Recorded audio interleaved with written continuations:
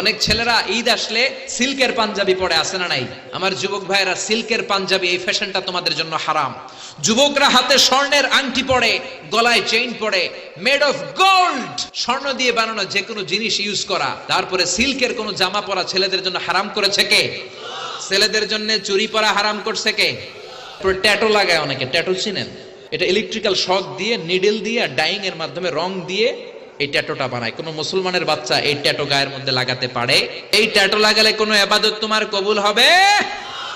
ছেলেরা অর্নামেন্টস পড়তে পারবে না, ব্রেসলেট লাগাতে পারবে না, সিল্কের পাঞ্জাবি পড়তে পারবে না, স্বর্ণের কিছু ব্যবহার করতে পারবে না। এছাড়া তুমি তোমার নাভি থেকে হাঁটু পর্যন্ত ঢেকে সব ধরনের ফ্যাশন তুমি নিতে পারো। নতুন একটা ফ্যাশন এসেছে, চুলের এই দুই দিকে একেবারে মাথার সাথে মিলায়া চুল কাটে, আর এদিক দিয়ে ঘোড়ার মতো রাখা আছে না নাই? আমি এটার নাম দিয়েছি হর্স কাটিং। বিশ্বনবী বলেছেন, নাহা রাসূলুল্লাহ আনিল কাযাহ, এই হেয়ার কাটটা নিতে বিশ্বনবী নিষেধ করেছেন। কোন মেয়ে পাতলা পোশাক